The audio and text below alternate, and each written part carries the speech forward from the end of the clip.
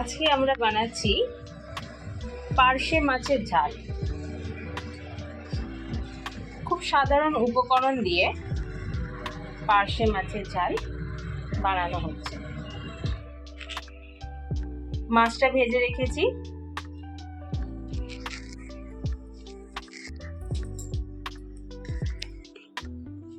ওই মাছ ভাজা তেলেই আর একটু সর্ষের তেল দিয়ে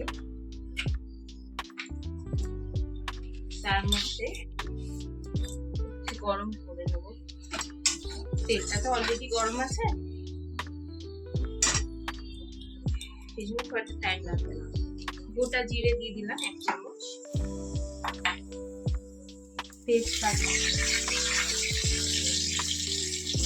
আর শুকনো লঙ্কা ফোড়ন। হালকা নেড়ে এর মধ্যে কেটে রাখা টমেটোটা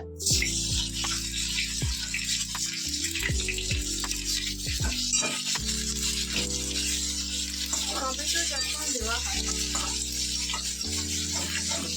তখন একটু নুন দিয়ে দিলে টমেটোটা তাড়াতাড়ি মরে যায়, রান্না করতে সুবিধা হয়। নুন দিয়ে দিলাম পরিমাণ মতো।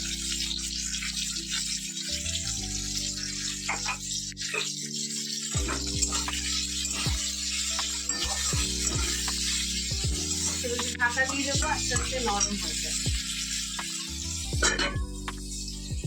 সবার হাতেই সময় খুব কম, সেই খুব কম উপকরণে আমি এই রান্নাটা করার চেষ্টা করছি,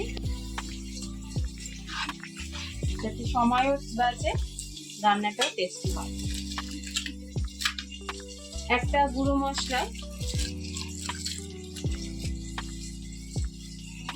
বাটিতে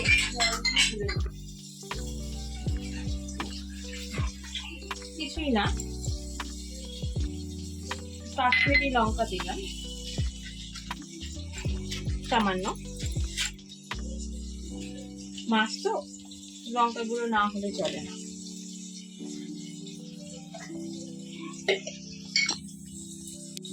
একটু জিরে গুঁড়ো,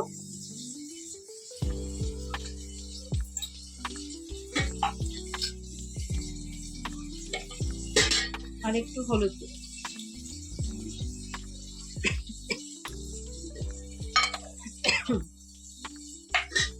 আর একটু জল দিয়ে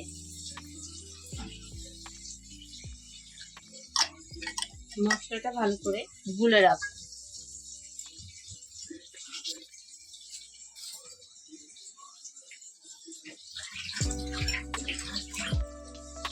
টমেটোটা যতক্ষণ রান্না হচ্ছে ততক্ষণ আপনি এই উপকরণটা করে নিলাম। মাছটা তো ভাজা হয়ে গেছে আগে। পুরো রান্নাটাই সর্ষের তেলে হবে। পার্শে মাছ খাওয়াও ভালো আর খুব টেস্টি হয়। এরকম ভাবে আপনাদের যদি ভালো লাগে তাহলে একবার করবেন। যদি ভালো লাগে আমাকে অবশ্যই জানাবেন। একটু দেখে নিই টমেটোটা কিরকম ভাজা হলো। খুন্তি দিয়ে ভালো করে নেড়ে দেবে।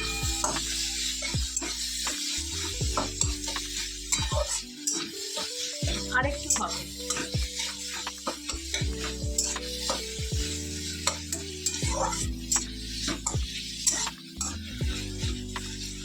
এখন সবার হাতে সময় খুব কম, মানুষ চায় কম সময়ের মধ্যে তাড়াতাড়ি রান্না করতে। সেই জন্য এই রেসিপিটা আমি আপনাদের কাছে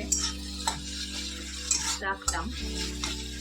যদি আপনাদের ভালো লাগে তাহলে অবশ্যই লাইক আর একটু কমেন্ট করবেন, আর আমার চ্যানেলটাকে একটু সাবস্ক্রাইব করে দেবেন।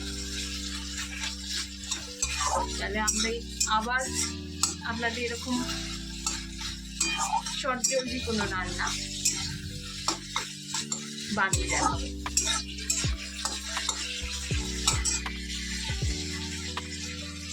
একটু ঢেকে দিলাম। যদি আপনাদের কোনো সাজেশন থাকে তাও আপনি কাইন্ডলি আমাদের জানাবেন, তাহলে নেক্সট ভিডিওটা আরো বেটার করতে পারবো। জানেন তো, মানুষের শেখার কোনো বয়স নেই।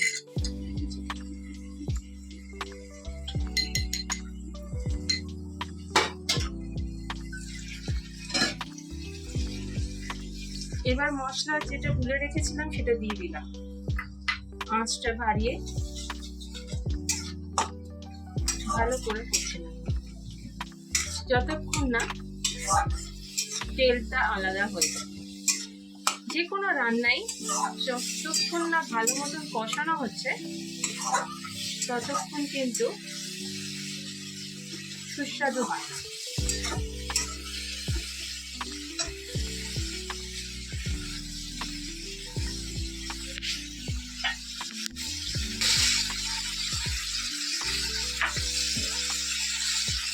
যতক্ষণ না মশলাটা কষানো হচ্ছে, আমি আরেকটা ওই যে বাটিতে মশলাটা গুলেছিলাম সেই বাটিটার মধ্যে আর একটু জল আর একটু সামান্য আটা নিয়ে মিশিয়ে নিলাম যাতে গ্রেভিটা একটু ঘন হয়।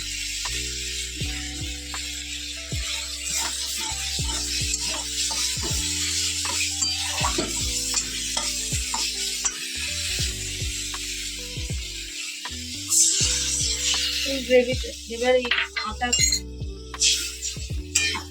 মেশানো জলটা দিয়ে দিলাম, আঁচটা বাড়িয়ে দেবো।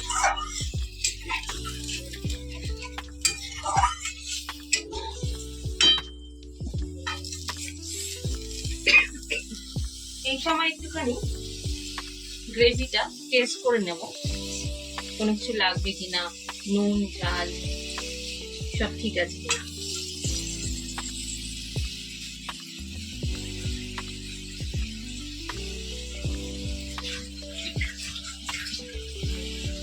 একদম পারফেক্ট। দেখুন ঝোলটাও ফুটে উঠেছে। এই অবস্থায় ভাজা পার্শে মাছগুলো এক এক করে দিয়ে দেব।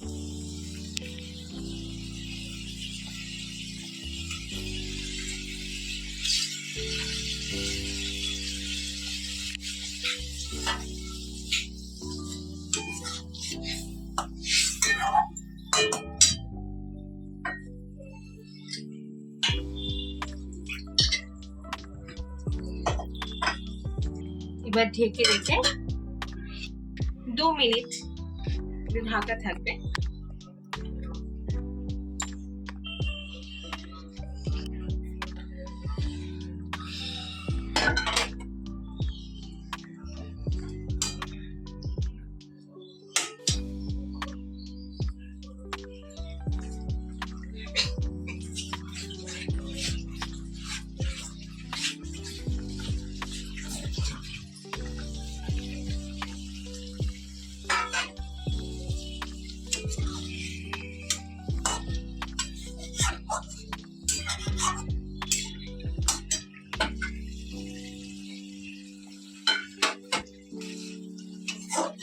আমাদের পার্শে মাছের ঝোল হয়ে গেছে।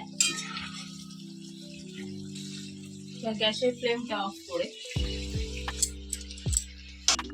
পাত্রে ঢেলে নিচ্ছি।